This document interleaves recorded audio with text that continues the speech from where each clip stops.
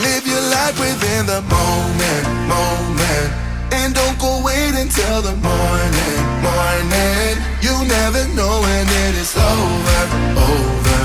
All that I know is we'll get older, older. So let us dance this night away.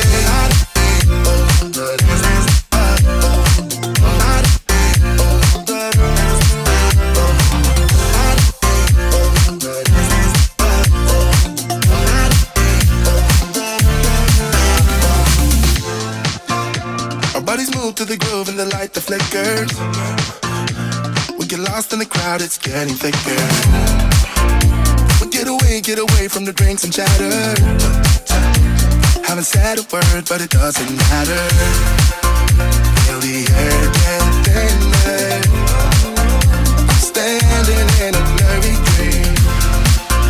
No one else can see us. Live your life with Morning. You catch me at 8:30 in the morning on Friday the 4th, I remember, of September. No, Friday the 5th. We're heading off to Kennedy Space Center shortly. But we believe that literally in 3.5 minutes, I may even see a launch here from our resort. So I'm just keeping an eye out for it. I've got a live going on here to see if it's going. So I know we are quite a few miles away, but we should be seeing the actual rocket go up from here. Should be able to see all the glow and everything. So hopefully, to deal with that expansion and contraction. Now, just a minute. doesn't necessarily mean that we won't get cracking. 3 minutes to go. But yes. Whilst we're here, have a proper look round the resort where we are. So we're actually in the front of that building. Here's the pool here as well. We've not been in yet at all, because we're going to the water parks tomorrow, which is going to be fun. So yes, but we should be seeing it go up somewhere. I'm saying it's going up on the northeast. So I'm just getting my compass out on, there it is.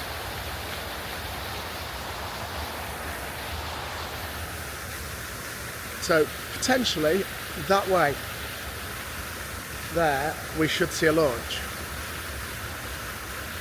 So that's where we believe Kennedy is. Look. Yep. So possibly see it going up somewhere over there very shortly. What time have we got left on it? Let's have a look. So yeah, they use different metal alloys. 2.5 minutes to go. So I think the live stream that I'm watching on YouTube is behind slightly. You know, the way we saw them I just need to look for it. Now what they're doing is evacuating. So not seeing anything here at the minute. Well, let's keep our eyes open, because we should see a glow definitely. Hitting all the random. Yeah. 1 second, you feel safe. Have a look. And then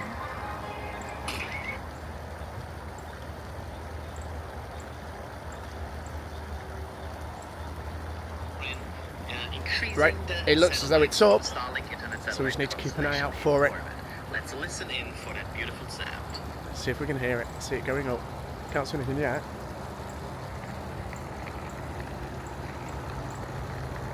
That's certainly not it.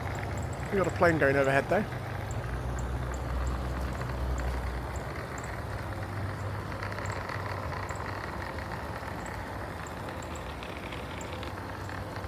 There it is. I can see it. It's there in the distance. Just see the orange glow in the distance of it going up. Wow. Just gone into the cloud. Absolutely. So I come down at the right time. So it's gone in the cloud now, so we can't actually see anything. But we just literally saw the tail. We actually saw the launch. Can't see anything else of it now. It's heading more northeast apparently. So, and as far as I'm aware, I'll tell you what it's taking up as we head back to the room.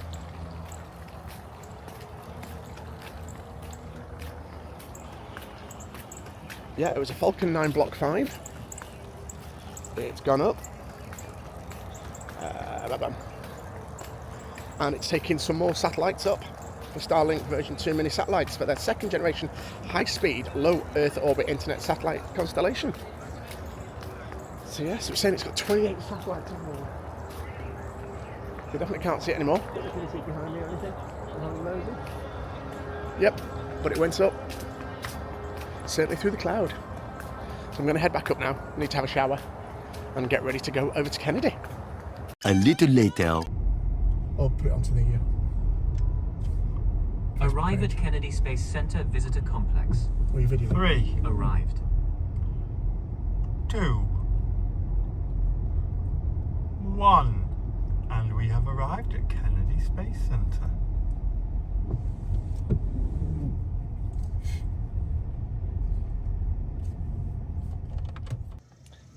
If this is the first part of the video you're seeing, or the vlog you're seeing, good morning. And if we haven't seen you before, good afternoon, good evening, and good night, just in case we don't see you later. If you could probably see behind me, there's a massive grey cloud. We have just driven through that, okay, to get to where we're going. If this is the second part of the vlog you're seeing, you will have seen one of the reasons we've come here today, which is managed to see a launch this morning of a Starlink rocket, because we have arrived at... We're here at Kennedy Space Center. Yes. Home of heroes and legends. So yes. What all sorts. What? Oh, sorry. Simon's pushing me. You can talk, you know, Simon. You are allowed to talk. So yes. Move on to the We walkway. are here. So just in the distance you can see obviously what the Space Shuttle fuel tanks and the solid rocket boosters, the SRBs. And there's some rockets there as well in that distance, but we're just about to walk through. We have got a bus tour, I think, at 11, so we're just going to get in, go find our bus tour, and we'll be going around on that, and we're taking you with us on the bus tour. Yes, one of the things we'll be looking at, we'll be able to see Atlantis. Yes, really looking forward to this. This is going to be a good day. I know it is. So, how are you feeling this morning, Simon? Because obviously yesterday afternoon you weren't feeling too good. Yeah. All good. Be better. Refreshed. Good. So I can see it's trying to rain again. But yes. So we're here.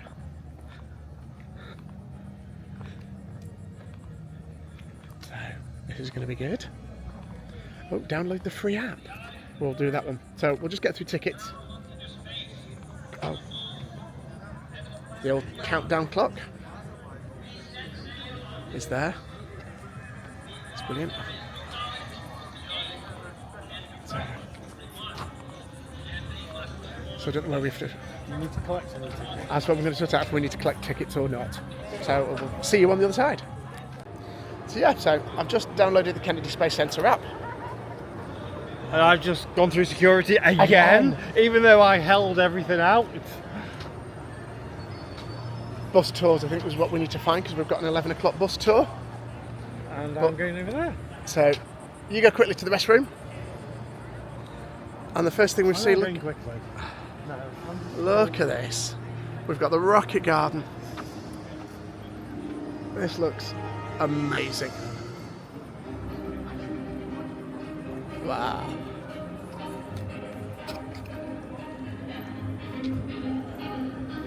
So we can, if we want to as well,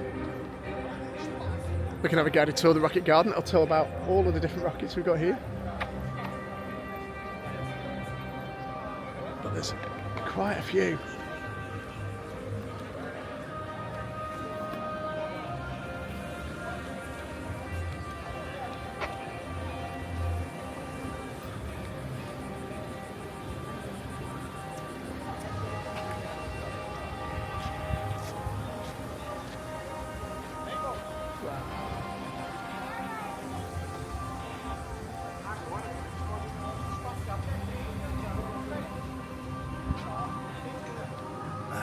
like to have been in. Single man capsule.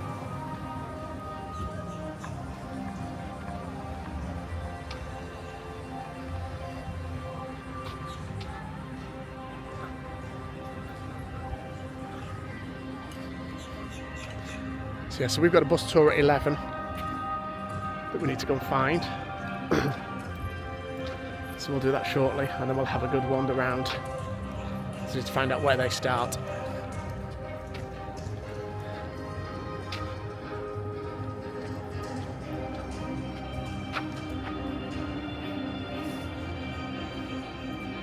So yeah, that's what we're going on. We need to find out where that is. Yeah.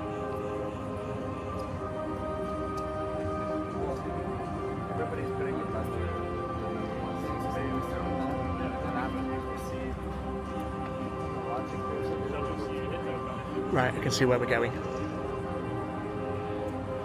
Round the back of this. So yeah, so we're there, as you can see there. We've got to go all the way around to the bus tour entrance. So we've got 11 o'clock. As soon as Simon is done in the bathroom. But yes, this is going to be a fun day. Really looking forward to this. Really, really looking forward. I know one of my friends, Alan, he's told me a lot to come and see here. So this is going to be fun. Here we go. It's the lunar bus that we're going on for our tour. Looking forward to this. This should be fun.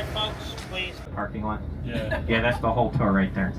No, I'm kidding. All right, so hopefully you remembered where you parked with the blue buildings. Who owns all that stuff over there? Anyone knows? Jeff Bezos. Mr. Amazon, correct? Yeah, that's what I call him, unofficially, of course. Jeff Bezos got married in Venice, Italy, not too long ago. I don't know how much that would have cost him, but I'm sure it was a pretty penny. They're moving. So, folks, this is a ever-changing and ever-active spaceport here in the United States. This is big pieces of equipment which are being transported to one of our launch facilities. It could be a launch pad or something else. You never know. But look, SpaceX, look at that thing. That is a lot of pipes. Very, very specific equipment needed to help construct our, launch pad equipment. And like the gentleman said, they have this new tank farm they're adding. You can catch a picture of that on Starbase, Texas, Boca Chica. But basically, they're adding a whole bunch of new tanks. They're in the turn basin, which is by the vehicle assembly building. They were there yesterday. Whether or not they've been moved yet, I can't say. But yeah, they're adding a lot, and I mean a lot, of new equipment to Pad 39A, and you'll see that firsthand. Redstone, just like the one in our, of course, Rocket Garden, that's a real one, but it was never launched. So think about Alan Shepard, May 5th, 61. He was in that capsule, and he had a big breakfast, couple cups of coffee. He was supposed to be in the rocket waiting to launch for about 15 minutes, and it ended up turning into 2 hours. So he had to use the restroom, and instead of delaying the flight and getting out of the rocket, which took a while, they told him to just pee in a spacesuit, which he did. Back then, you didn't have a bathroom, folks, not when it's the first ever United States mission to space. Oh yeah. We quickly, of course, added restroom accommodations after that. Now, this is, of course, the guard shack. Don't take the pictures of these guys. There's no cop here right now because he's helping transport devices there, but yeah. May 5th, 1961, Mercury Redstone Mission 3, Shepard, first flight, 15 minutes in space, imagine that. You can see Wally Schirra's Sigma 7 in the Heroes and Legends building later if you haven't yet. Alright folks, does anyone feel any smarter now that we're in behind the gates of NASA? Anyone feel like a rocket scientist now? There you go. Now, we didn't see many animals. I saw a few birds and stuff, but you didn't come out here to view animals anyways. You could watch that on the TV. I'm sure David Attenborough would do a better job narrating the animals than me anyways. So if you look to your left coming into view, you'll see the vehicle assembly building once we turn the corner and get under this bridge. We're about to go from being on the NASA Causeway to the Kennedy Parkway. So before we do that, I actually want you to look to the right of the bus. I know there's not much there now, but when Henry starts turning left, as you're looking through the right side, you'll see the crew quarters and headquarters here at the Kennedy Space Center. We don't go down there, so you don't see the buildings up close, but you'll still see them. So it's directly in front of us now. You'll see a crane. To the left, you'll see two big buildings. The one on the left of the crane will be the crew quarters. To the left of that is the headquarters. The crew quarters is basically where the astronauts live. So when they're done most of their training and it's time for their launch to space, about a month before launch, or 2 weeks give or take, they'll come out. They have living quarters in there, apartments for the astronauts. They'll get familiar with their rocket, their crew, do some light training here in Florida, Kennedy Space Center. On launch day, they will put on their spacesuit, get into the transportation device, whether it's a motorhome, an RV like we did for Apollo or Shuttle, or Teslas that SpaceX used today. 3 Model X Teslas transport our astronauts, because of course SpaceX launches our NASA astronauts these days. But you can see the retired vans in the respective museums for Shuttle and Apollo. But start looking to your right. So the tall building on the left is the headquarters. The slightly shorter building on the right of it is the crew quarters. That's also where they create the Apollo capsule and today Orion capsule for Artemis program. Yeah, so they come down this very road, getting transported down this road we're on, all the way up to the launch pad. They get into their rocket and fly to space. Pretty normal out here. All right, so we got quite assembly building's pretty big. We're going to talk about it when we get up there, but it's 525 feet tall, or 160 meters. Tallest single-story building in the world. It's just an empty hangar with equipment to help assemble our rockets. Literally every Saturn V, Space Shuttle, and now the iconic newer SLS. So from one moon program to the next, and in between the shuttle program, all of those rockets by NASA. All right, you'll see a van parked up here. Start looking on its left down here. You'll see a series of black and white buildings just through the trees here. This is where SpaceX has their headquarters. So we saw Blue Origin, that's Jeff Bezos, and now Elon Musk over here. Let's see if they have that rocket out here. Sometimes we see them, not always though. Keep your fingers crossed, let's see. Oh, there it is. Look, keep looking. There's that rocket I just mentioned. You'll see SpaceX, the logo. Look how charred up and dirty it looks. That's because when that booster comes in from space, it gets all scorched by its exhaust.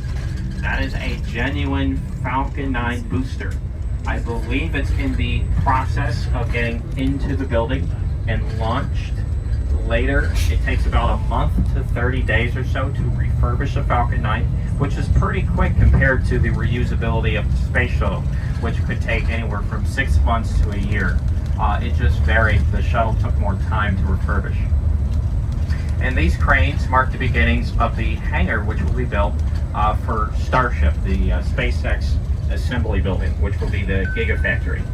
Now, start looking to your left. It might be a bit hard to see with the windows a bit covered by the rain here a little, but you'll see a tall pine tree with a brown canopy. It's pretty much the only brown tree around it. You'll see a couple of dead trees behind it. This is the bald eagle's nest. Basically, we have many nests, but this one's the most obvious since it's right here on the side of the road. So start looking, you'll see that tall pine tree. You'll see a dark brown mass in the center. Yes, there it is. I don't believe the eagles are here yet, or maybe they're flying around. We haven't quite seen them yet, but that's the newer eagle's nest. It's a tiny bit smaller, about maybe half the size of the original one. So how it works is, well, the eagles, they fly in from North or South Carolina. When it cools down in the fall, they'll come down usually late August, early September. They'll lay their eggs, then they'll hatch about winter time. During the spring, they'll be full grown, They'll teach them how to hunt and fish and do eagle things. Of course, such as posing for the Apollo 11 mission patch, right? How else do you think we got that patch created? There you go. So yeah, they'll be here shortly, and that's one of many more nests. Now the rain is pretty light comparatively, but summer shower, folks. Florida weather is very bipolar. And 1 minute it's raining, the next it's not. You never know what to expect out here. So we are now approaching the vehicle assembly building. It's still going to take us like 5 minutes to get up there, and you're like, 5 minutes? That's right over there, right? That's not far. I promise you that building's still probably 2 miles away. It is very deceptive. Now, if you, it's hard to see, but when you get up there, if you look to the left of the American flag, you'll see 2 gray stripes going down the side of the building. Those are the doors. We'll get a better view of it when we get up there. But those are the largest doors on the planet. 456 feet tall, or 138 meters. It takes us 45 whole minutes to fully open those doors or fully close them. And for those that use the metric system, that's 45 minutes to fully open and fully close. All right, so you got to remember, NASA didn't start out here. Where NASA is today is not where they started. They started on the military side. The first launch was a modified V-2 German rocket, which had American engineering applied to it. That was July 24th, I believe, 1950, Bumper 8. The first successful ever launch on the coast here. And then from there, we started doing all kinds of launches. And we got where we are today, over 60 plus years of aerospace out here. So we got a lot of history. We won't be able to take you to the military side, but we'll be able to stay on the civilian side, which is the Kennedy Space Center, which was founded in 1962 by John F. Kennedy after he challenged us to go to the moon, which was only 20 days later after Alan Shepard's first space flight. So it was a very big challenge indeed when we've only been 15 minutes in space. Now we're going to the moon 238,000 miles away. It was a lot in those days. And we are today where we are because we launch on the shoulders of giants, as they say. All right, as we approach the building, you're going to see a lot of stuff out here, but there's 3 cube-shaped buildings on the left side of the VAB, not the left side of the road, but of the building. That is the original Space Shuttle Processing Area called the OPF, Orbiter Processing Facility. We've given it to Boeing today for the Starliner and a top secret military space shuttle. You want me to tell you about it? I have pictures up. Yeah, you might know about it. We just launched it into space about 2 weeks ago. If you didn't know, there's a space shuttle in space. Yeah, there's no humans on it, though the NASA cops told me ET was flying it, so I don't know. It's called the X-37B, and it's so top secret, folks. They keep it in that building right over there. And how do I know? They wrote the name on the side of the hangar for all to take pictures. Go ahead, X-37B. It's got heritage from like Chuck Yeager in the Bell X-1 breaking the sound barrier in the 40s, or Neil Armstrong and his X-15 rocket plane. He flew a lot of prototype planes before becoming an astronaut for NASA. So yeah, it's an experimental test bed for military technologies in space. That's literally all we know. What it actually does, well, I'll tell you a secret. If someone told me that worked on the program, they're testing lasers with it. Don't know much about it other than that.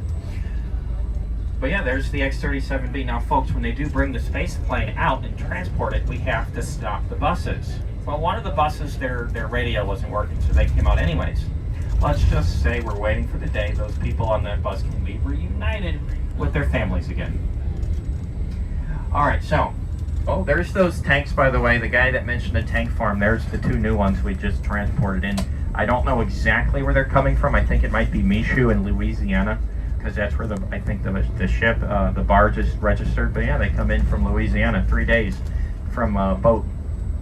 Now look at all these cars, folks. 10,000 employees on any given weekday, not a weekend. These guys are ready for their Saturday tomorrow. I'm sure they're looking forward to it. All right, and then look at the American flag on the side of that building. This is gonna blow your mind. We'll get a better look of it when we get off the bus. We'll be out here later. We'll take a look at that. Not a tank. That's not a tank. I'll tell you what that is later. Give you a little tidbit of what this is. That's the arm I was telling you about. We'll go over there near the end of the tour. The American flag, one stripe, is nearly the width of this bus. The blue area that contains all 50 stars, the size of an NBA basketball court, roughly. It's the largest hand-painted American flag in the world, right there. And that's the transfer aisle. You'll see a rocket component sitting down there. I think that might be for later Artemis 3 or 4 mission. I think that's an interstage ring, or maybe the engines that get attached to the bottom of the fuel tank for the core stage. I can't tell exactly what that is, but they have a rocket being assembled in that building today. It's been actually starting its assembly since a little over a year ago, September last year. So it's been about a year. The Space Launch System rocket, which sadly you can't see because it's in the building and, well, they don't take you in there, is almost nearing completion, and we hope to launch it by next year in April. 4 astronauts getting sent to the moon since Apollo 17, which is about 53 years ago. Now you'll see part of the tower that's holding the rocket in the building, and that smaller building to the left here is the Launch Control Center. That's the LCC. You'll see the 4 windows, 2 in the center and 2 on the sides. Now, if you can't get a good picture now, don't worry. We will get you a good picture on the way back. But yeah, that's the vehicle assembly building. Look at those doors. Those overlapping gray sections are the doors. You could, in theory, fit Big Ben, I know that's not its actual name, I forget the name, Big Ben from London into that building, or Statue of Liberty from New York City. Could theoretically fit in that building. Queen Elizabeth Tower. Someone told me it was a different name, but I knew it was Queen Elizabeth Tower. Someone said it was something else. I don't know. I haven't been to Europe yet. I want to go across the pond, as we Americans like to say. I just got my passport, but I'll probably be going to Canada first. Don't worry, I'll be visiting your area soon. Big Ben is the bell. The bell is okay. I knew it was something. I'm not as familiar. Thank you for, see, I'm teaching you guys about space, but then you guys are teaching me about your stuff. Pretty cool. All right, now look at the crawler on the TV screen. These things are insanely massive. 6 million pounds, a little over 2 million kilograms. So heavy, if you just drove in wherever you wanted, it would get stuck in the mud, and if there was a rocket, it would fall over and probably explode. And good luck having a long-lived career here at NASA after that. We have a specially designed road called the Crawler Way that the crawler drives on. Does anyone know where it's located? Hey, it didn't even take 1 second. You knew it instantly. Now that's a 2-lane road, right? 2 roads, side by side, right? One massive 12-lane road in width. It is as wide as a 12-lane road. In fact, during the Apollo program, it was unofficially known as the first 3 miles to the moon. Because before you go out to the launch pads where it all happened right in front of us, you got to bring it out from the building to that launch pad. So, yeah, before you could lift off to the moon, 3 miles, the first 3 miles. Now, you're not going very fast, folks. 1 mile per hour when a rocket is fully loaded, 2 kilometers per hour. The rockets assembled on the crawler and the crawler itself would be in total about 18 million pounds or 9 million kilograms of weight on average. It did vary a bit, but you get the idea. It takes you 10 to 12 hours one way from the VAB to the launch pad. Long time. Now keep in mind, SpaceX was offered the use of the NASA crawler, but they didn't want it. Just the launch pad. And speaking of, every single human that ever walked on the moon, or just went to the moon, right there. That's where all of the Apollo missions happened, on pad B to the left. You'll see it a little bit over the trees, and pad 39A. We launched over there a lot of Saturn rockets and shuttles between A and B. And we'll even tell you about the Apollo 10, which is actually the capsule called the Charlie Brown. The lander was Snippy, is in London Science Museum today. All right, folks, before we get off the bus, we're going to get at our first location. You'll see the launch pads to the right. We're going to take you to the top of this tower if you would like to join me, and you'll get a bird's eye view of all the launch pads. I'll talk about it for a bit. But you'll be free here for 25 minutes. You get 30 minutes, but the last 5 minutes you start walking back to the bus wherever you are located. So the time is 11:30. What that means is at 11:55, about 25 minutes, please make your way back to the bus. We are on bus 19, not to be mistaken with the ill-fated flight 19, right? Yeah, don't want to be like those guys. So this will be Patrick's tour. That's myself here, Patrick, and Henry's bus. Henry will not stay here. He'll have to leave because it's a small bus loop. He'll come back around 12 o'clock, but please be back towards the bus starting at 11:15. So a great little start to the bus tour, isn't it? Patrick, our guide's very, very knowledgeable. So, yes, we've got a little bit of a light showers. But yes, but we are just about. Don't get away from the day. No, we're just about to climb up this. Just going through 39, and in approximately 15 minutes, they're going to simulate this rocket. Well, this rocket engine firing. So we're going to go and have a look at the launch pads as well from the top of here. So let's go for a look.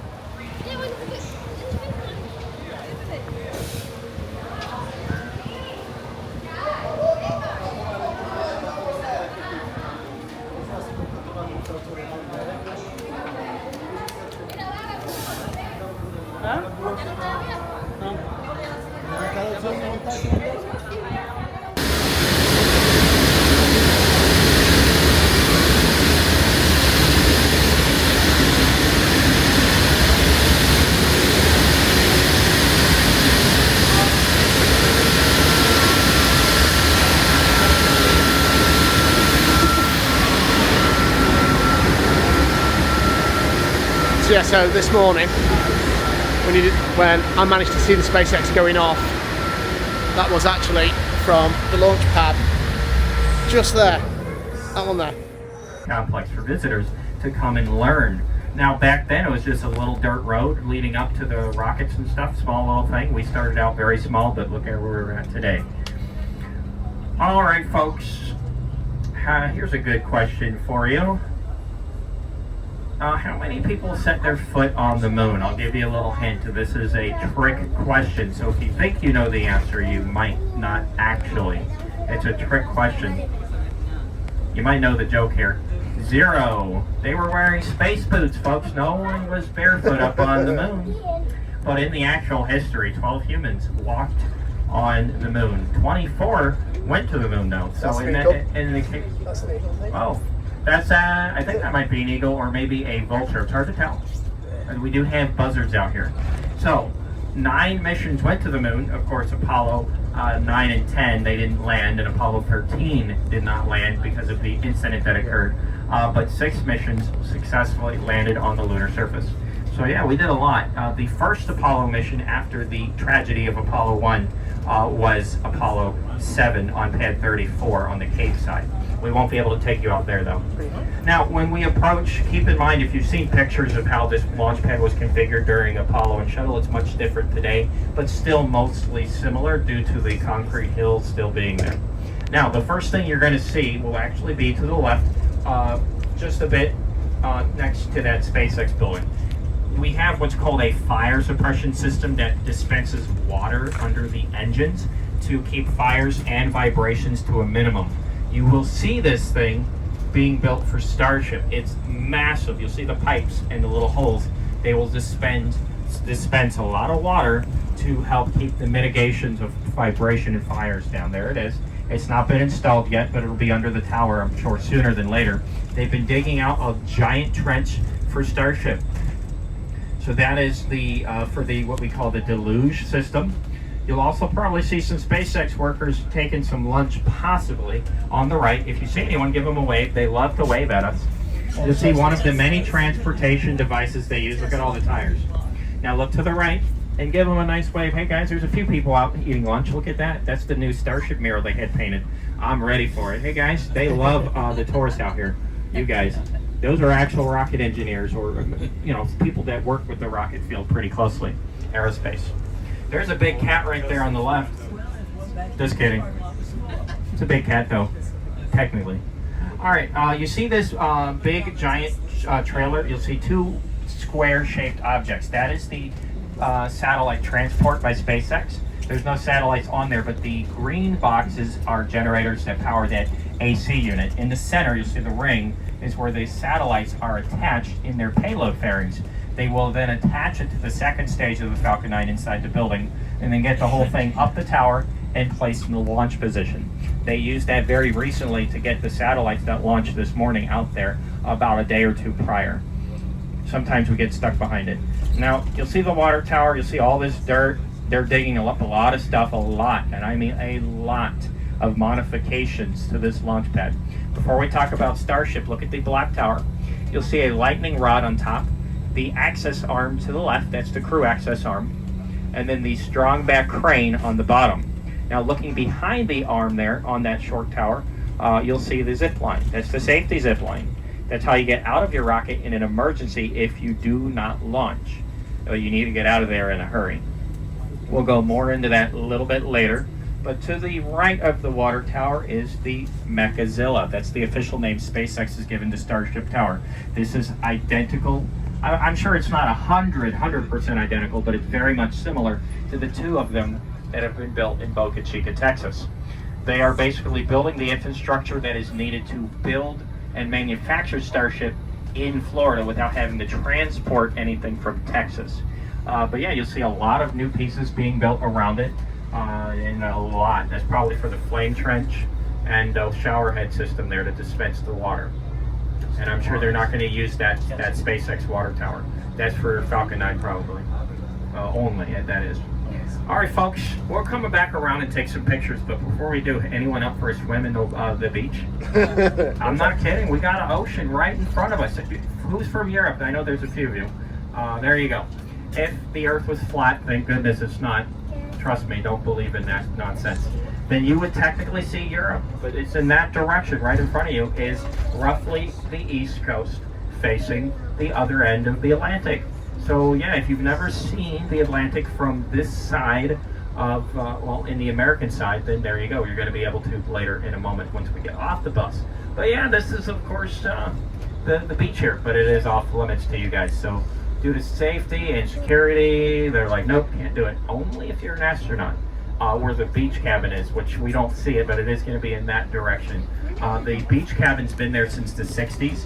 Before we really off-limited a lot of the land here, with the early launches, there was a realty company building houses out there, and they demolished most of them except for like the one that became the synonymous beach house, mostly during the shuttle program.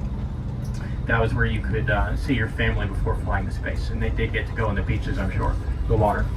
All right, what Henry's going to do is he's going to pull up alongside, there's a clearing. Him and me came out here about 2 weeks ago, and we mowed down the grass for you guys so you get a good view. But then about a week ago, they installed these brand new tanks, and now our view is a bit obscured. I'm like, oh, come on, SpaceX. I mean, I get it. It's their area. They got to build up it.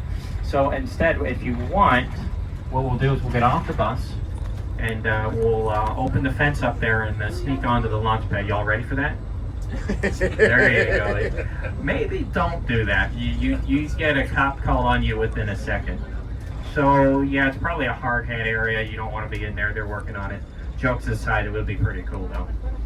There's actually sometimes you'll see trucks going up in top the hill there, moving around. We saw a truck there yesterday. All right, we'll be here for about a minute. Now that we're stopped, if you would like to stand up and get a photo, you're more than welcome to do that. If you're going to swap your seat to another free seat, now's the time to do it. All right, you'll see the liquid methane hollow. I could be wrong with that, but it was for shuttle, a hydrogen fuel tank, but they converted it to methane for Starship. That's the fuel for the engines on the Starship rocket. Now, the Falcon 9 will use kerosene fuel, like they did this morning, and liquid oxygen combined with those two different fuels. All right, we're going to keep moving here. Folks, please stay seated. One moment, Henry. Beautiful. You got to thank Henry, folks. He kept a good job of keeping us out of those ditches full of alligators. I tell you, a couple days ago, I lost one of you guys on one of my previous tours to those gators. Keeps them away from the NASA employees, though. Yeah. Now, if you look just below for Pad A, just imagine 7.5 million pounds of thrust, or 60 million horsepower coming out of there. That was, of course, Saturn V. And just so you know, there's not even 60 million horses on the planet. It's about 33 million horses on the planet. So not enough even to power a Saturn V. So yeah, that's where it all started for the Apollo program, then of course Shuttle, and now today.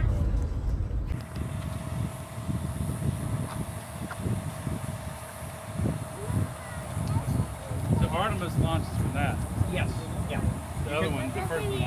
You can read up on it, but yeah, Artemis 1 was about a little over 2 years ago. 2022, November 16th. So that's the first launch pad you saw there. That was elsewhere. Falcon X and Starlink goes off from SpaceX, and then we are literally on the Atlantic coast. So all of that is towards home, all that way. That's the Atlantic, all out there.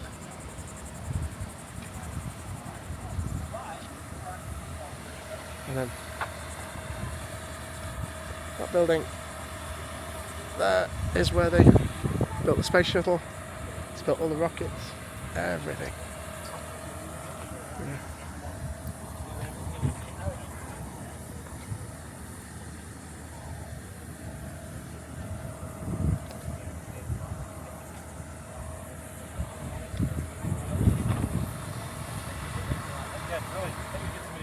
The little white cylinder with the 3 legs attached to it, that's a field mill. And for those that are electrical engineers, you might know what that is, but for those that don't, it detects static electricity in the air. If this bus was quiet, their engine wasn't running, and you were standing next to it, you would hear it humming or vibrating. So why do we need that device? Why do we need to detect lightning here in Florida? Anyone know why? There you go. Yes, in fact, for those that don't know this, Florida, Central Florida to be more precise, which is Orlando, Tampa on the west, and Brevard County, NASA on the east side. We get more lightning than anywhere else in the world. We get lightning more so than Canada, any other U.S. state, Mexico, Central, and South America. We get a lot of lightning during the summer season. So when that happens, we have to protect our rockets. We don't launch under bad weather conditions. But let's go into, real quick, Apollo 12. You have to remember when Apollo 11 landed on the moon, they famously overshot the landing zone due to a computer malfunction that occurred in the LEM. So they missed their landing site by several miles. Whereas Apollo 12 was then going to prove that NASA could land precisely on the moon. They actually got within 80 feet of the Surveyor 3 spacecraft, which they walked up to. That spacecraft had landed like 2-3 years by itself prior to that moon landing. Well, you see, they wanted to keep it on schedule, and there was a little thunderstorm out around the launch pad. Nothing too bad, but they launched. And what happened? Anyone know? Got struck by lightning, not once, twice.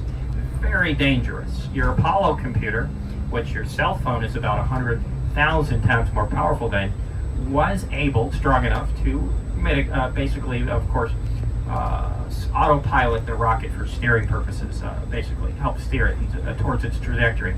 But when it got hit by lightning, the Apollo guidance computer in that Saturn V stopped working. Pardon me.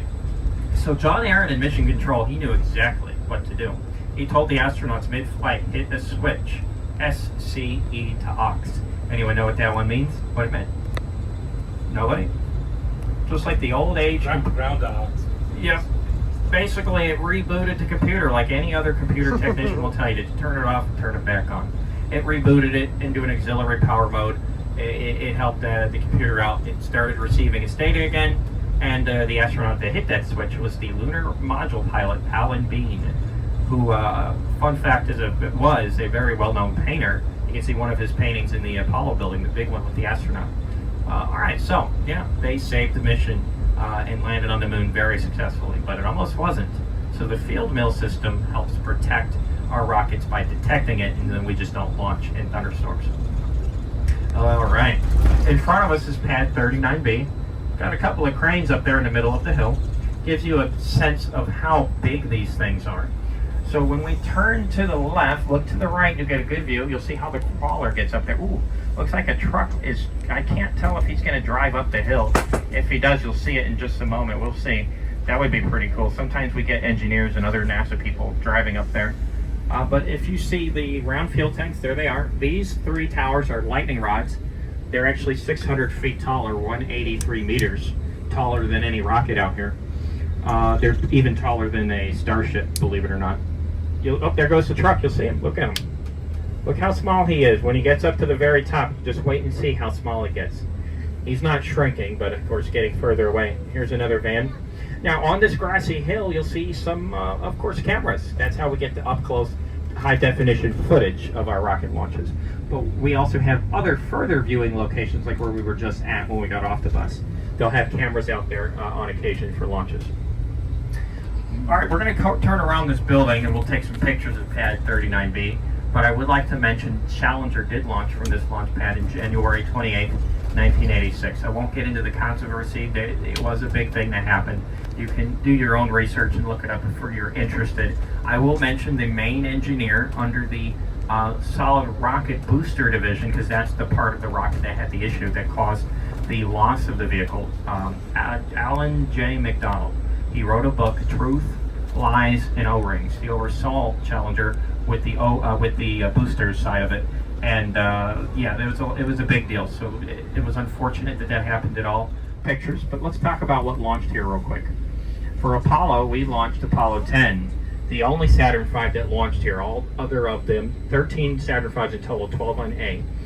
Then we did Saturn 1B, Skylab 2, 3, and 4, and then Apollo Soyuz 75.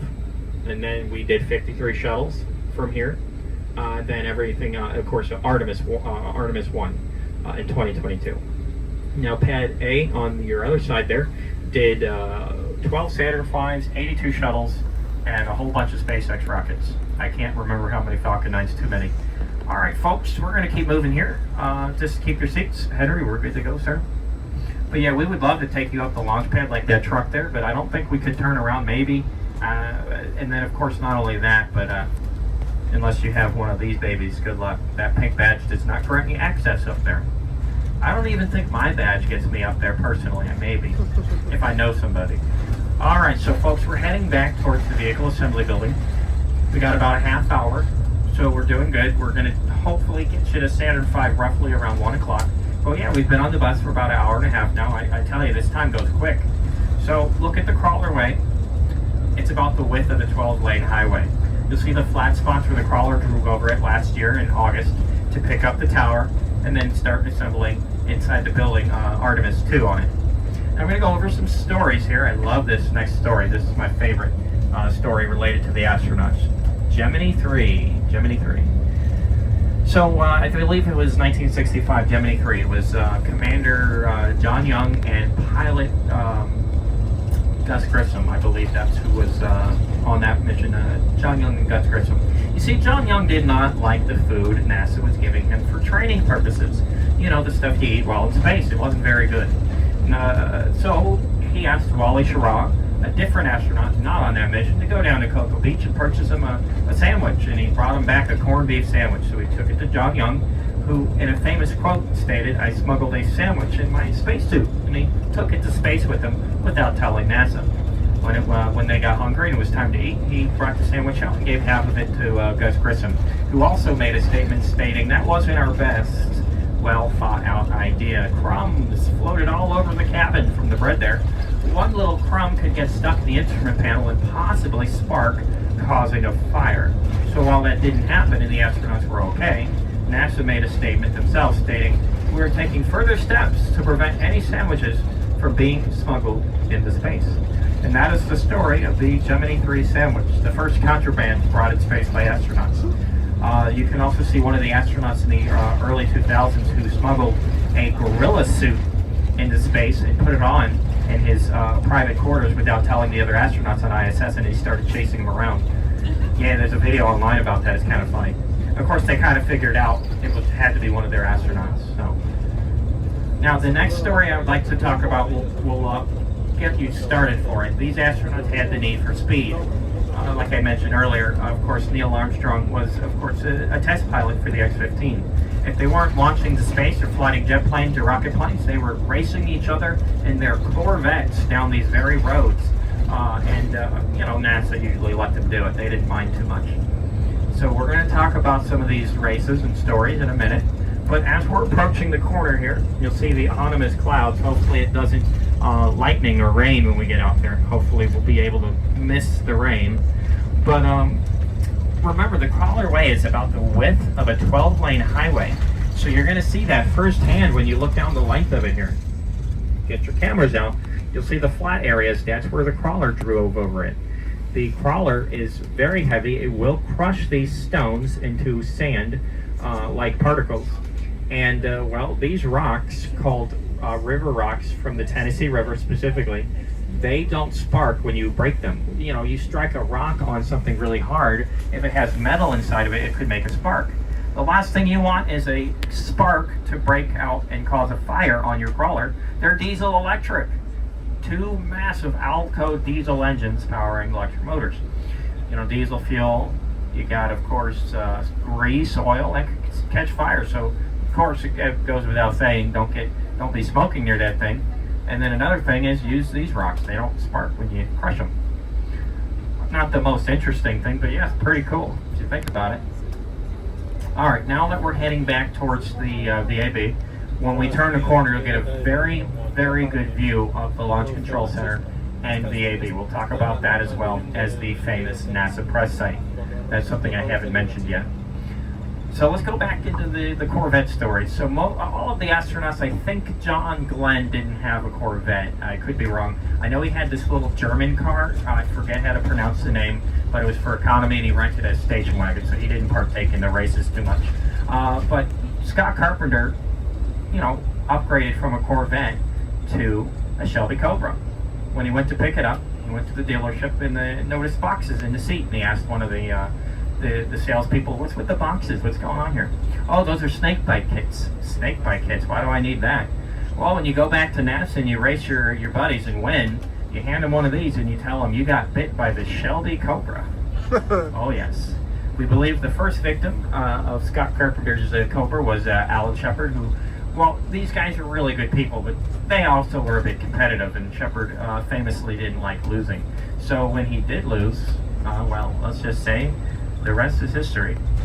And another story was Shepard and Wally Schirra. This was before the founding, I believe, of the Kennedy Space Center. So when they were still on the Cape side, late one night, they were racing. I guess the military cops out there, whoever just got tired of it, I don't know the full story. But one of them parked their cruisers in the middle of the road. The two astronauts were racing and they noticed the car in the road, so they came to a screeching halt. They came out of their cars a bit upset. "What's going on? You're interrupting our race." The cop came out and greeted them and said, "You guys got to stop this. This isn't cool. You're professionals." And, well, they played a prank on the guy. They disrobed him and pushed his car in the water and drove off and left him.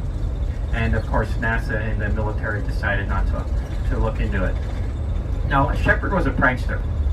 During some meeting, I don't remember the full story here, but they had a group of people out here, and they all drove their own cars. But this one guy came out some other means, and he was called away to go somewhere else very quickly, and he had no transport to get to where his next destination was. So Alan Shepard, who had his Corvette, gave him the keys to that Corvette and told him, "Just don't scratch it."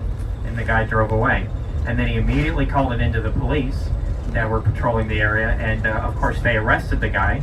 And I can only imagine the kind of explanation he had to give, having an astronaut's Corvette, of course. But yeah, Shepard was a crazy guy, but he was very nice. Alright, folks, one more story. I'll be quick with this one. This is the first shuttle commander. How did we choose him? John Young, Robert Crippen, STS-1.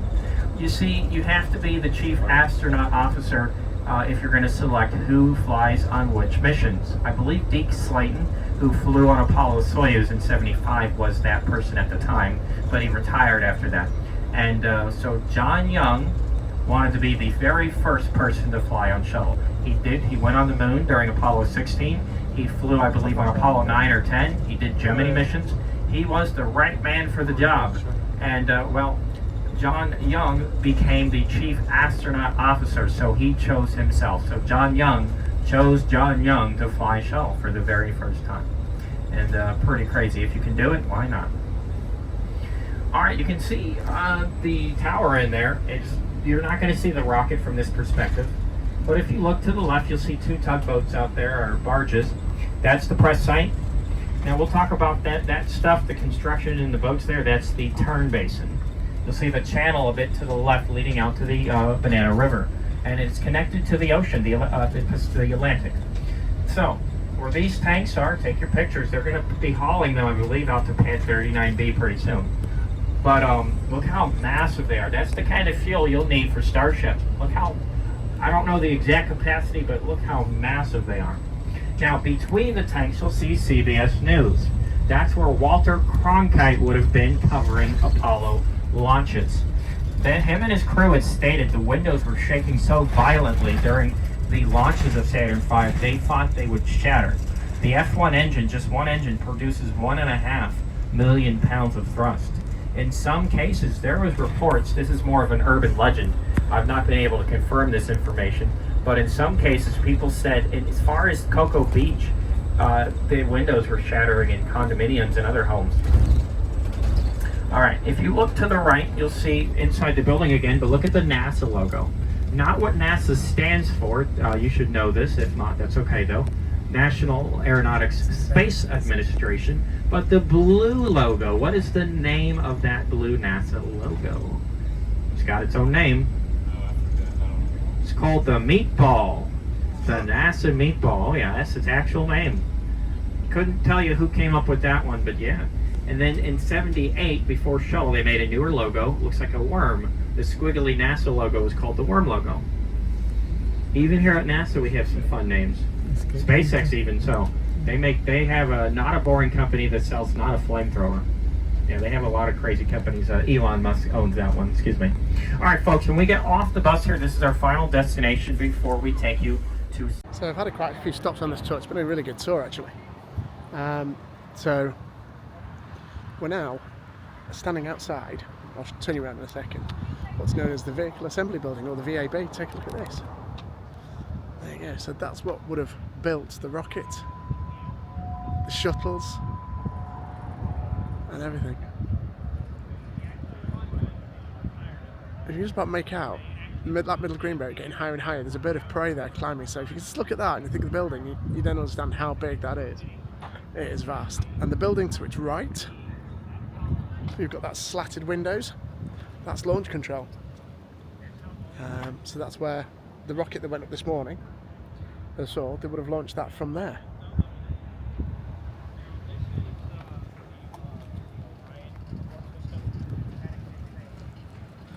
And that's obviously a nose cone from one of the rockets. And then what we'll do is now we're going to walk up this. This is the gantry arm from one of the space shuttles. So this is what the astronauts would have walked up as they were going over to the actual space shuttle itself.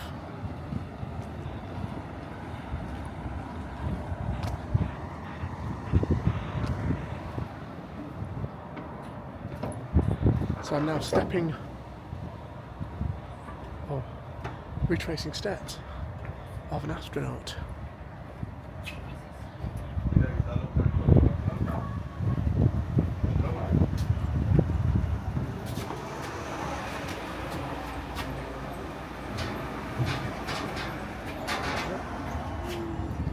Names of the astronauts.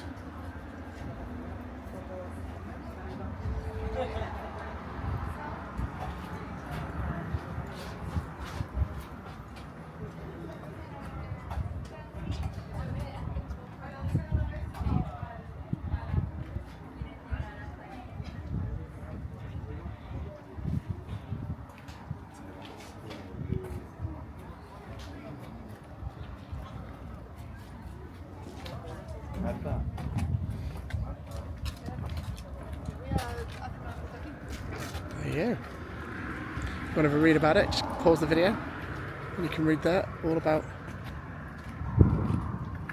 the control arm.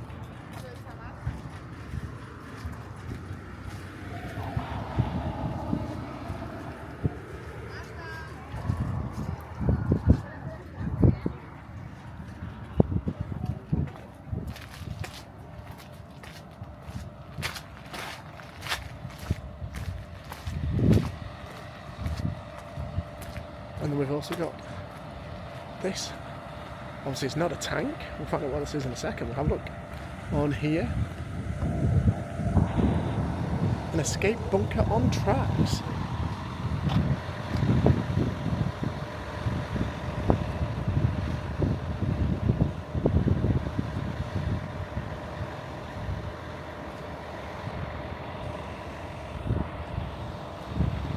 It looks like something out of Thunderbirds. And then, if you look at this here, this represents just a small part of the flag that's on that building. So you can see how big that is. If you think,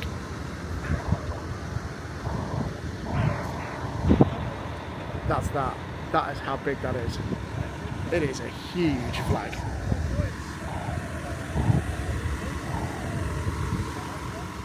And it's only for NASA people right now. It's off limits. What is the tower they're building to the right? Oh, good question. So yes, I like to save that one for this part. So this is the newer gantry tower for Artemis. Just like the Apollo missions, the tower that helped fuel the rocket and get the astronauts in the rocket came out on a platform with the rocket. Same deal with Artemis Space Launch System, just a bit different, a different rocket. But that is a gantry, not a launch pad. A gantry is just another fancy way of saying rocket tower.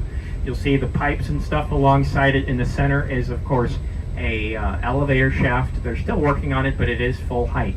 They fully stacked the components already. So they're doing a lot of additions to it and getting it ready for Artemis 4 5, and 6. The tower already in the building will be for the first 3 missions. We've already done one of them. And of course, there's your crawlers. You'll see the crawler on the right. That's Crawler Transporter 1. That's their official names. And Crawler Transporter 2, halfway under the retired shuttle platform. I've heard rumors they're going to scrap it, but I honestly don't know. We have no clue what NASA plans. Now, I know we didn't get to see them for long, so like when you're coming back, if you want to see the rocket at SpaceX, sit on the right side of the bus. If you want a good look of the crawler, sit on the left side of the bus when you're on your way back to where the shuttle building is from Apollo. All right, folks, we're not quite done yet. There's actually a few more things I'd like to talk to you about. Well, you can't see the shuttle runway because it's covered up by the trees and stuff, but you'll see the shuttle towway. The Space Shuttle landed either in Florida or California, here at Kennedy Space Center or Edwards Air Force Base.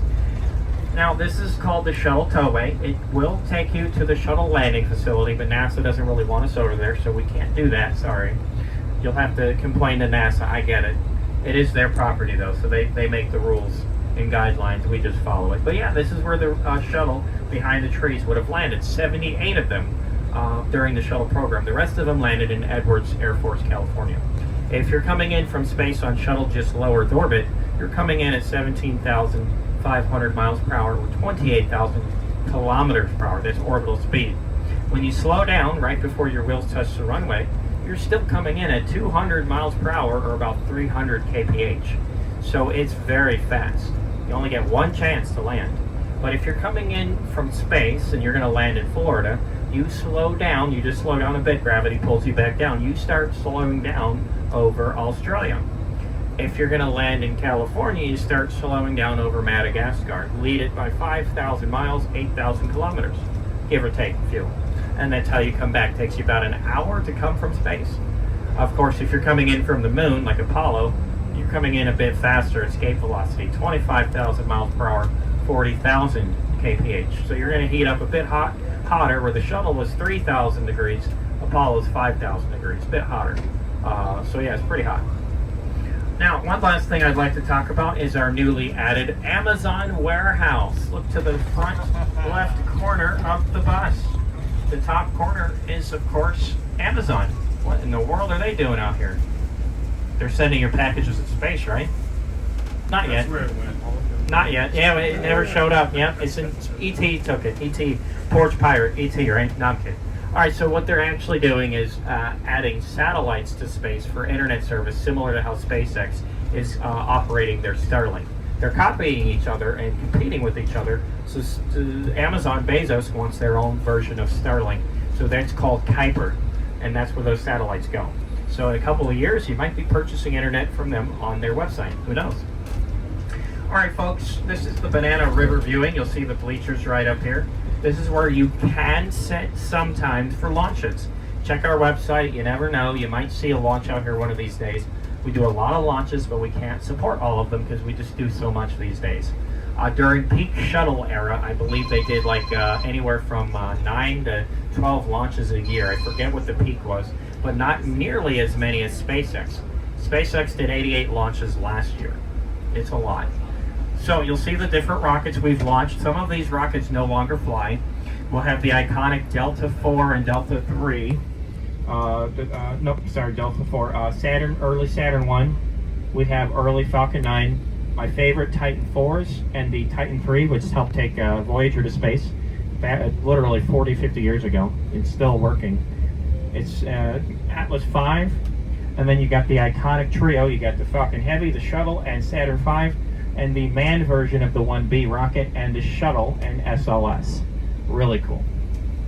Now, when we pull up, you're going to see these statues here. This is Neil Armstrong, Buzz Aldrin, and Mike Collins. This is a newer addition that we've added since 2019. These are the plaques that represent astronauts that went to the moon. This is our moon tree garden. And for those that don't know, a moon tree is a tree that started out as a seedling and went around the moon with the astronauts on Apollo 14. Then they planted them and they grew up into full-size trees. These are second-generation trees, meaning they came from a tree that went to the moon, but not themselves. Those are those small ones in front of the plaques. This is our moon tree garden. Now, we're going to drop you off up here. When you get off the bus, you can see the Firing Room movie showcasing what a Saturn V liftoff was like during Apollo 8. I get it, you want to get some food, you want to skip the movie, go through the garden, and you can go directly in the building through the south entrance where the Apollo insignia is. So folks, this is basically the end of the tour. On behalf of NASA and the Kennedy Space Center Visitors Complex, we would like to really thank you for coming out and spending your day with us. I hope you enjoyed it. Give a nice round of applause to Henry. He did a great part of it. I can't do it without him now. My name again is Patrick. It's been an honor and a pleasure to have you. If for any reason you didn't like the tour, forget the name Patrick, it's Peter. Wow. So this is launch control of Apollo 8.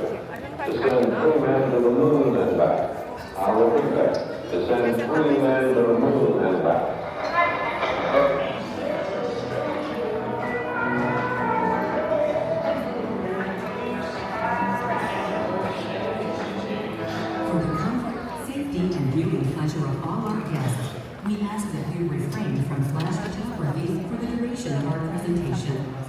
If you must leave during the presentation, please exit through the doors on your right. Thank you.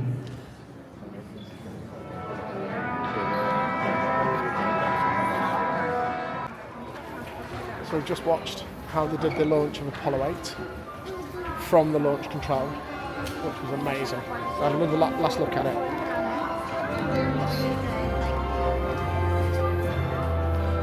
That's it.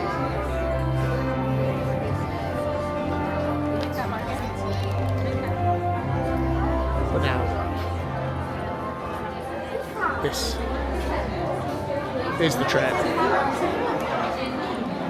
This is going to be the Saturn V that took, right, this isn't the rocket, but this is one that never went. This is a Saturn V. It is huge.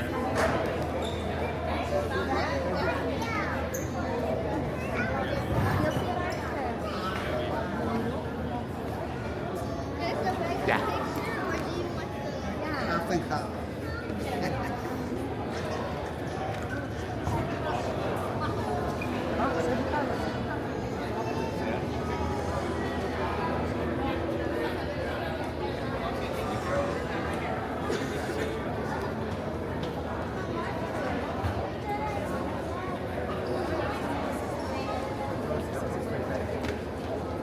That is just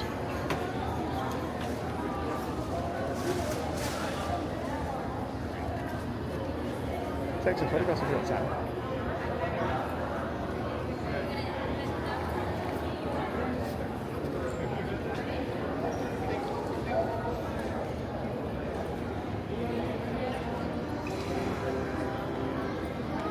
Absolutely unreal.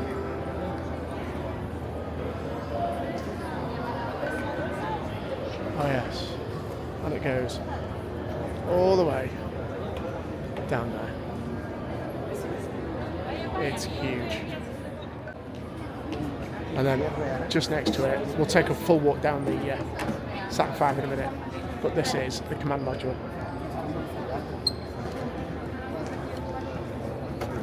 One up, one down.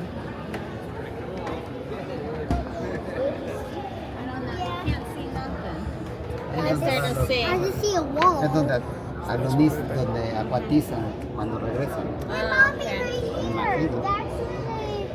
Oh, okay. That is the size. That is mad.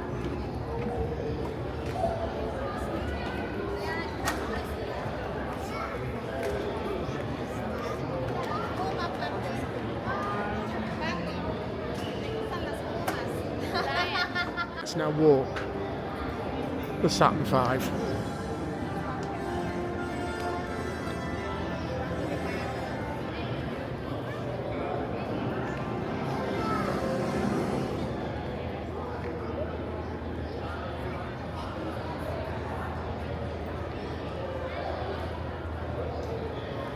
It is vast.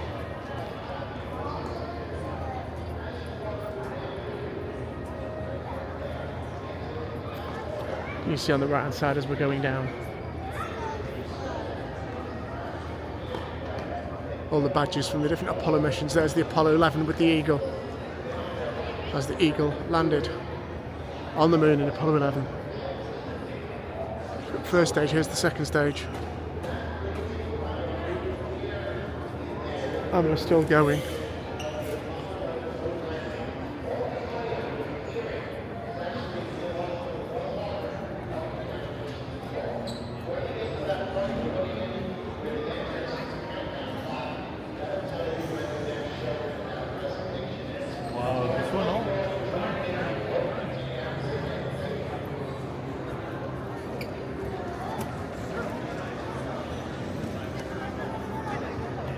Then the third stage, we're still going. We're still walking. Still going.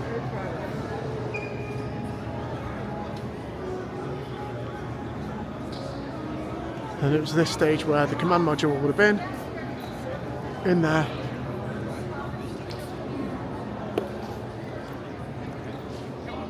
And that's obviously what we then landed. This here would what have been landed on the moon, one of the moon landers. What a walk. Just that entire rocket. Unbelievable. So we're now part of the people's moon. There we are.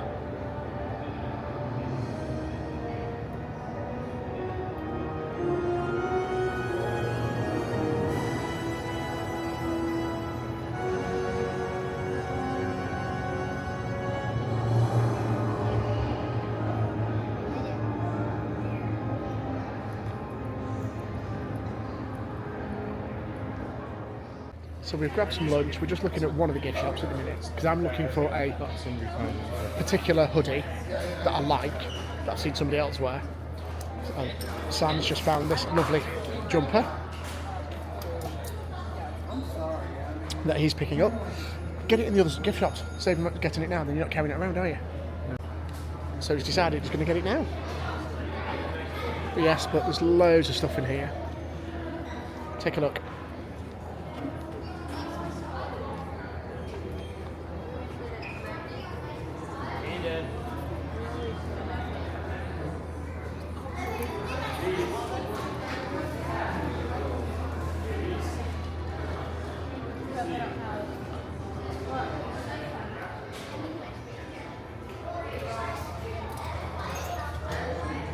$280 for the Artemis.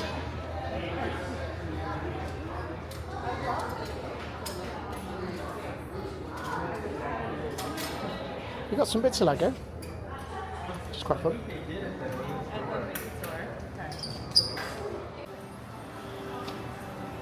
So we've just come out of the Apollo building. I think I may be out of luck for my hoodie. If not, I'm going to find something else. Simon's picked up his nice jumper. And we've come out to rain, sadly. But it'll be nice, it'll just cool things down. And no doubt warm things up again afterwards. We shall see what happens.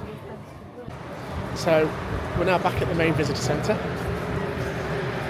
About to go between the legs of the solid rocket boosters.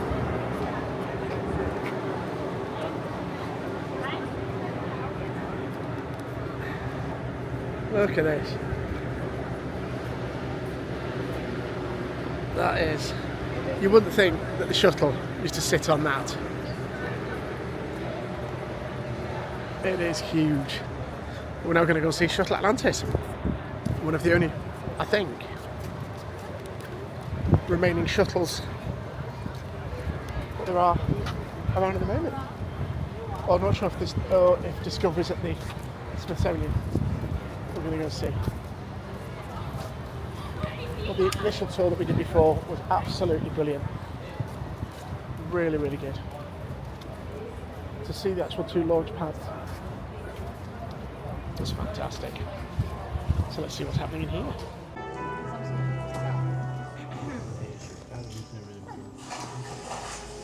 So you want to reduce the CO2 buildup? We need a better safety margin. The crew can tolerate a short-term increase, but... Engineering? Morning, Betty. What, right now?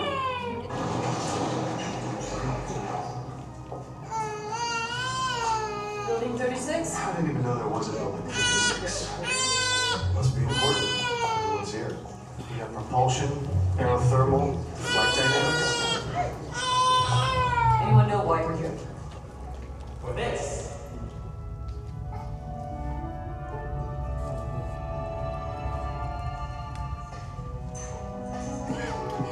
Good morning.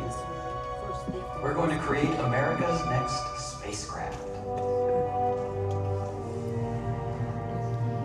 It's going to launch like a rocket and land like an airplane, and it's going to be reusable. Can't do that with a rocket. It's not a rocket, it's a shuttle.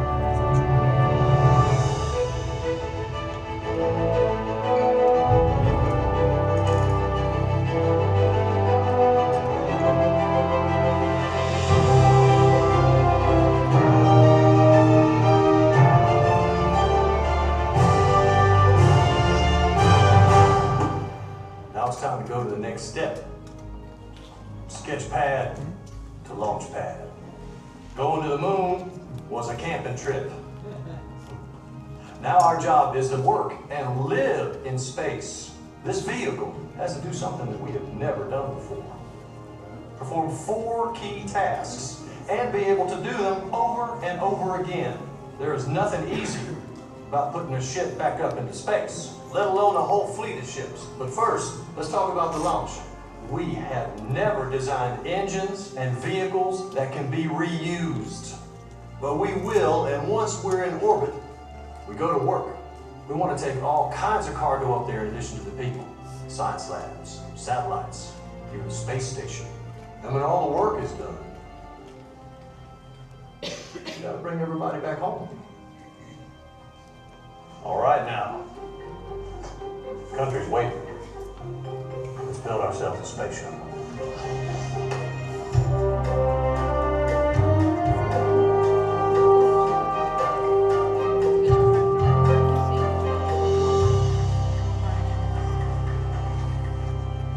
It's too big, it's too heavy, but we're launching one spaceship on the back of an even bigger one. What if we split the booster into its pieces? Rockets, fuel tank. It's supposed to be reusable. How do we get all those parts home? What if we just throw the fuel tank away?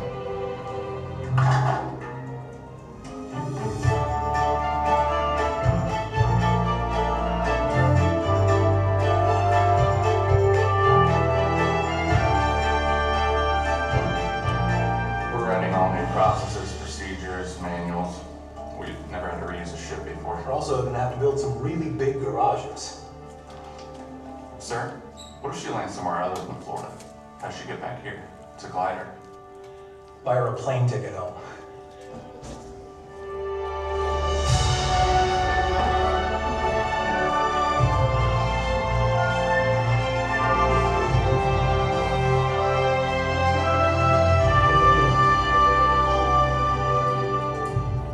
Ablative heat shields are heavy, and they burn up on re-entry. We need a more reusable solution. Silica foam tiles, thousands of them, fitted together in one lightweight, reusable heat shield.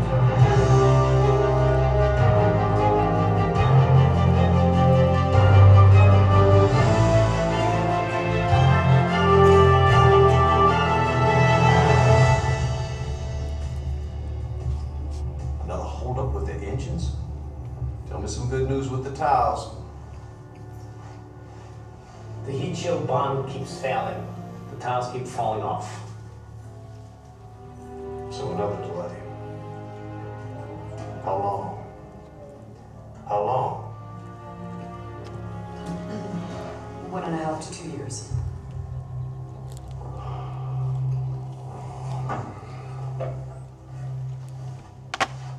Well, this is going to be fun to tell my boss. Everybody get back to work.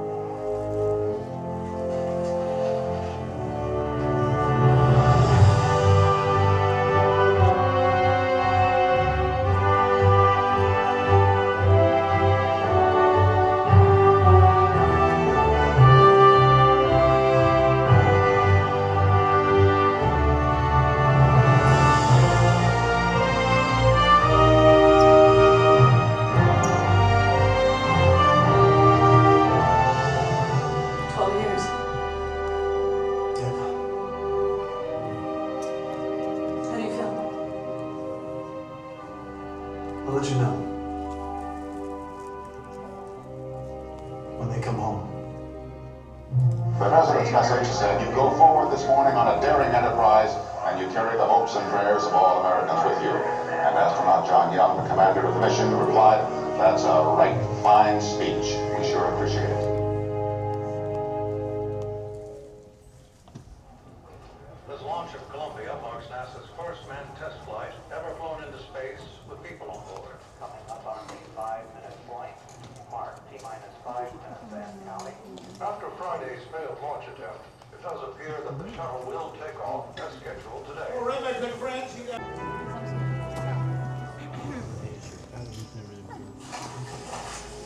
So you want to reduce the CO2 buildup? We need a better safety margin. The crew can tolerate a short-term increase, but Engineering? Morning, Betty. What, right now?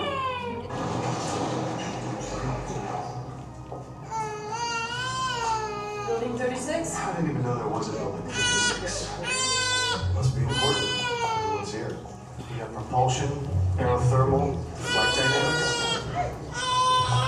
Anyone know why we're here? For this.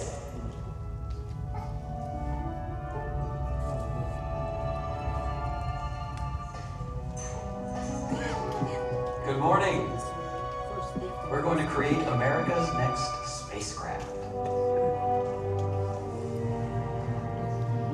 It's going to launch like a rocket and land like an airplane, and it's going to be reusable.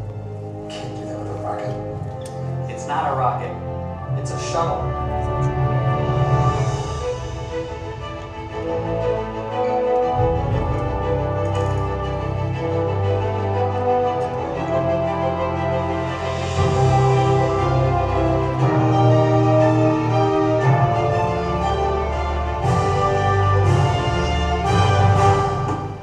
Now it's time to go to the next step.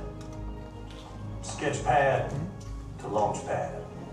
Going to the moon was a camping trip. Now our job is to work and live in space. This vehicle has to do something that we have never done before. Perform 4 key tasks and be able to do them over and over again. There is nothing easy about putting a ship back up into space, let alone a whole fleet of ships. But first, let's talk about the launch. We have never designed engines and vehicles that can be reused. But we will, and once we're in orbit, we go to work. We want to take all kinds of cargo up there in addition to the people. Science labs, satellites, even a space station. And when all the work is done, you gotta bring everybody back home. All right now, country's waiting. Let's build ourselves a space shuttle.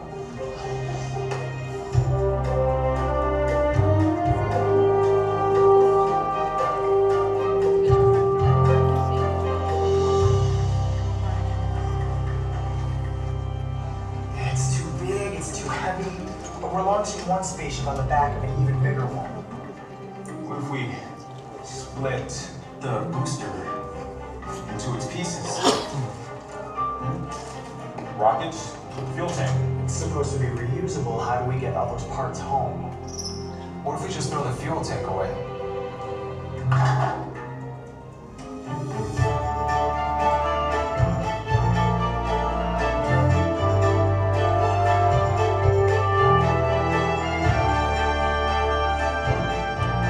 We're writing all new processes, procedures, manuals. We've never had to reuse a ship before. We're also gonna have to build some really big garages. Sir, what if she lands somewhere other than Florida? How'd she get back here? It's a glider. Buy her a plane ticket home.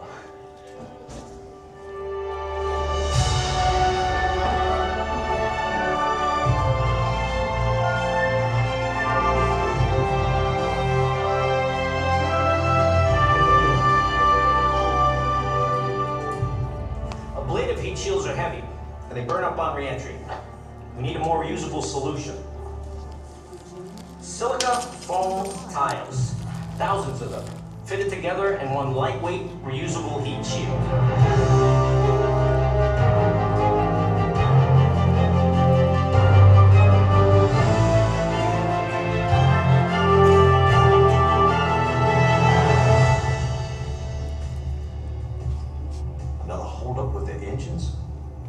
to some good news with the tiles.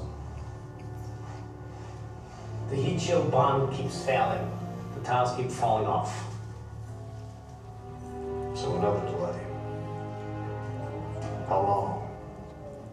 How long? 1.5 to 2 years.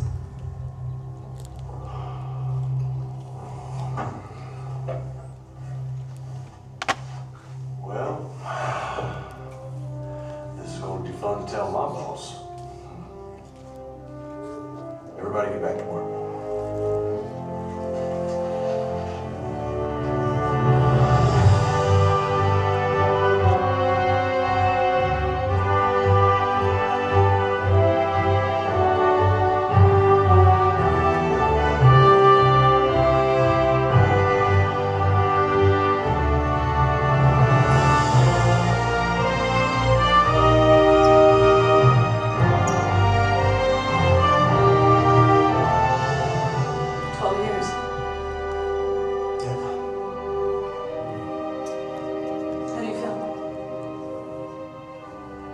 I'll let you know when they come home. The President's message said you go forward this morning on a daring enterprise and you carry the hopes and prayers of all Americans with you. And astronaut John Young, the commander of the mission, replied, "That's a right fine speech. We sure appreciate it."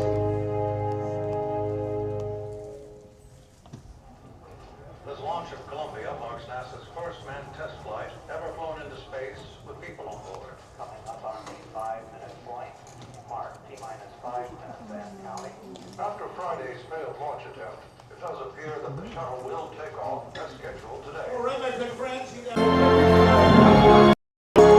Wow, that reveal was amazing. Just check this out.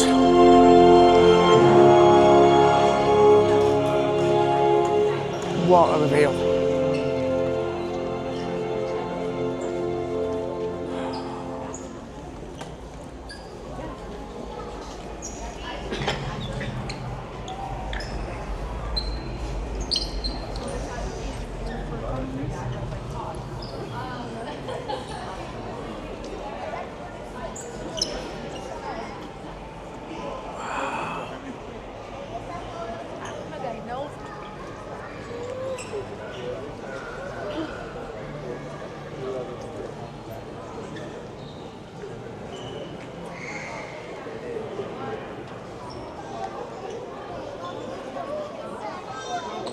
She is a...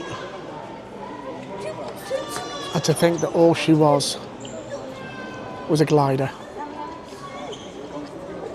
Absolutely beautiful.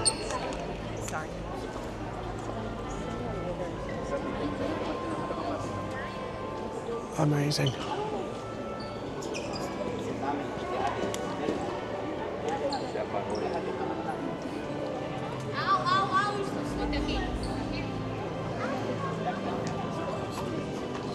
And the crew just lived in that bit. Unreal. So now we're up here, there's a better view of her. And you can see into the loading bay as well.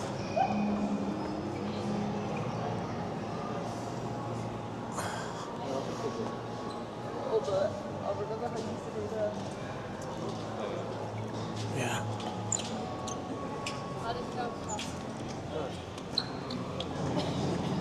Chops.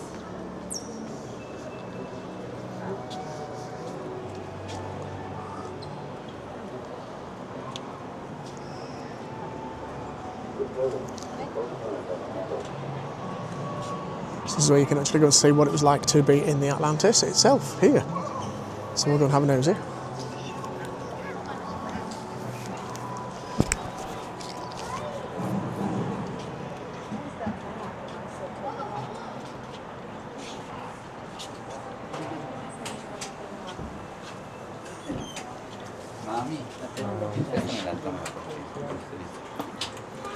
So you would have had the commander on one side and the pilot on the other. What's that on? That was a step.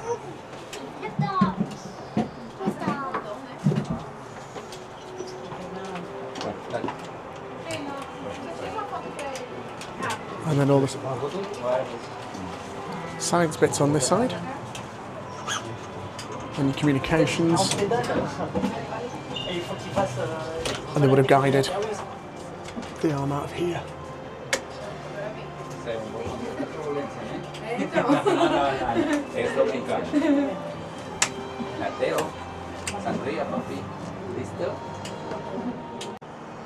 So now you come to the back. And the massive engines that was used. Absolutely fantastic. There was 3 of those, and there it is. Size of the tail. That's the engine itself.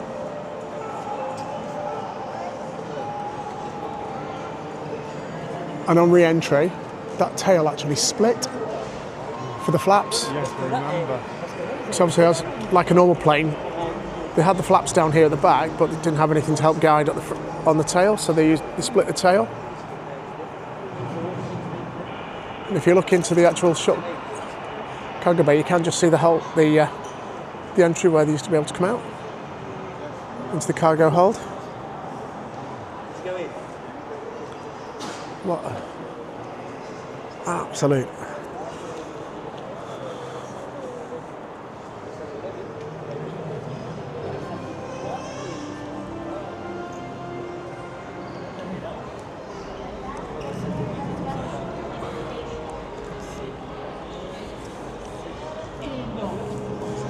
what's surprising me is that it doesn't look.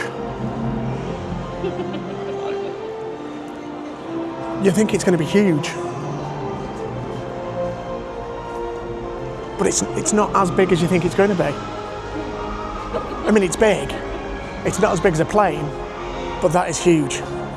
But she's stunning. All the heat shields underneath, obviously some of those will have been replaced. And you can just see where the wheels would have come out for landing.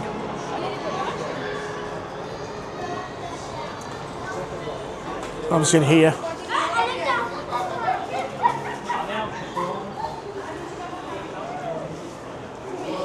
is what it would look like being on the ISS, which is obviously the International Space Station.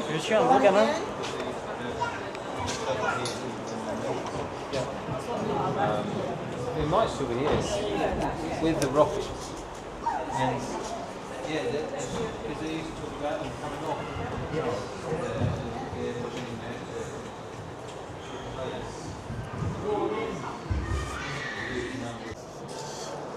The problem is I can't do both sides at once, but this is all the mission badges as we're going down.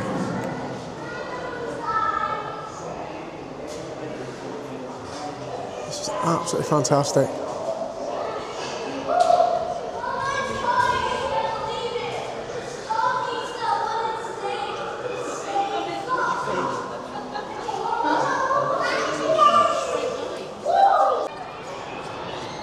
So here you go, if you ever wanted to know how you lived in space. So there you go. That's a running track. Obviously you have to be tethered into it.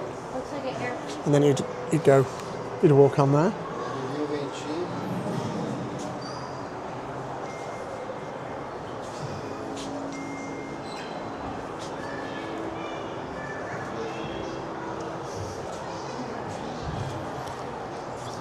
Todo mundo tem essa curiosidade.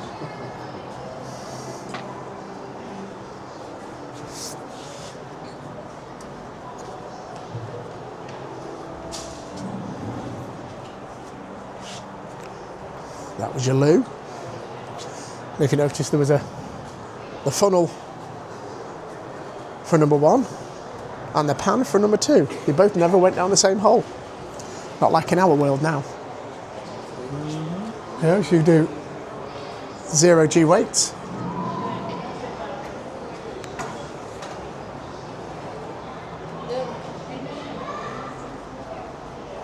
Obviously, we know what the food was all like.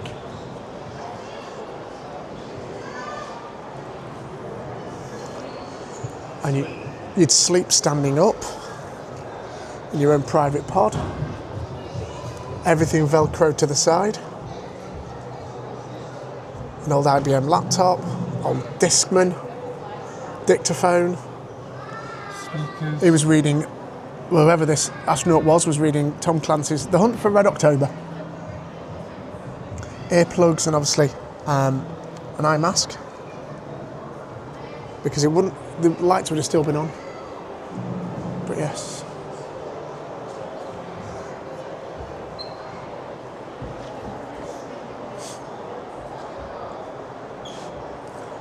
The flight suit for the first private astronaut. This is absolutely, there's loads of stuff. You know, so they'd only get 7 hours of sleep. Then they'd get cleaned up, exercise, communication, maintenance, training, lunch, life support, do their experiments. EVAs were done late evening by the looks of that. Medicals, make sure they're okay, dinner, free time, and then back to bed. Big day. So there is a bit here for the astronauts on both Challenger and Columbia. I'm not going to film it out of respect, so I'm just going to have a quick walk through. 2 hours later. Good evening. So I better sit up, actually. That's not the best thing to do, is it? Oh Jesus. So we left. It's all right. Carry on. Do you know? It's whatever. Put with it. We left you in the Atlantis exhibition, which was really, really, really, really good. Nice. I won't give away how you get into the Atlantis exhibition. So for anybody that does go, you're going to be very impressed. Wowed. Yeah, wowed. It was done really, really well. Mm-hmm. We did go into the gift shop afterwards. We didn't film that. The hoodie that I wanted, they didn't have, but we've got a hoodie. Because it's probably from about 4 or 5 years ago. Yeah, it's a nice hoodie, but I've seen somebody else wearing it, basically. So that's fine. It's not a problem. And then we decided to walk out the gift shop, but we couldn't. No. Due to the fact that there was a torrential downpour. There was a tropical, stormish. Well, it wasn't storm, it was just heavy rain, basically. It was tropical. It was bouncing down. So we had to go back into the gift shop and buy a couple of ponchos. Now, yes, I know I should have taken a photograph of that, but I wasn't getting this camera out the bag. Yes, my phone was round me, but again, it was under the poncho, so we couldn't get that. Ponchos are currently out on the balcony, actually drying off. So you can tell now we're back at the apartment. We've just had dinner. We've got cheesecake for dessert, just sat there, small piece of cheesecake. We've done a little bit of shopping on the way back as well. Uncle Ben's rice, chicken wrapped in bacon, and it was barbecued. Bacon? Bacon. And some salad. Yes.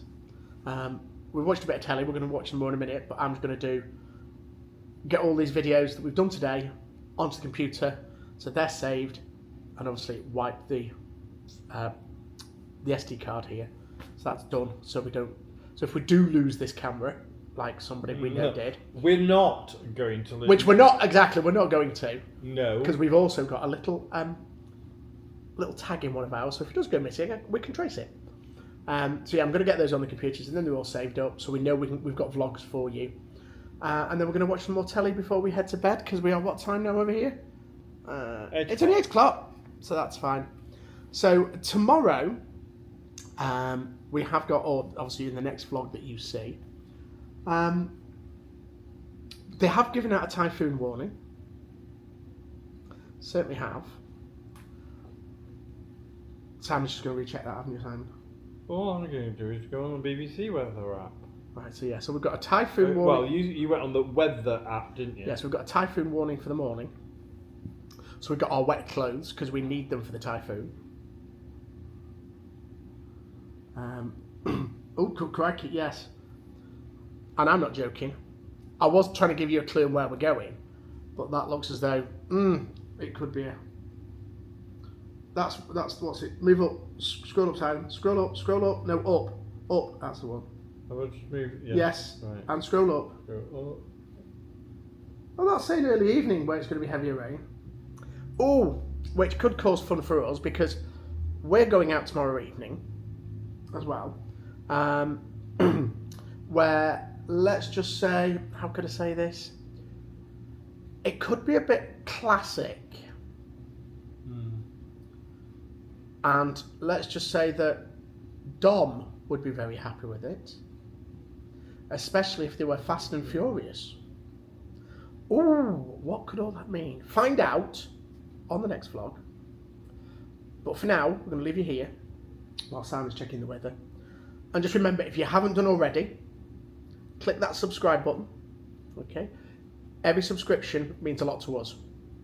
Okay? We don't care about... We're not getting money for this. We're doing this for the fun. But everybody that subscribes is friends of ours. So, we haven't got enough subscribers or views to get paid for it yet. I know we haven't, but I'm saying we're not doing it for the money. No, we're not doing it for the money. Subscribe. If you've enjoyed what you've seen today on this vlog, click that like button. Leave us a comment. We love comments, and we will reply back to you as well. Also, once you have subscribed, ding dong that notification bell that you see, because that way then every time we put out a new vlog and a new video, whatever we're doing, you'll be notified, so you can watch it. And going off what somebody else vlog-wise has said, make sure you have an account, because that makes it even better. Yeah, so set yourself up. If you've got a Gmail account, just sign in with that to YouTube. It's absolutely fine. Yeah. Your way to go. And if you haven't got a Gmail or anything else, then create yourself an account on YouTube. Free. Exactly. And that helps all the viewership. Exactly. So we're going to leave you. Love you, leave you for now. And we will see you next time. Bye-bye for now. Bye.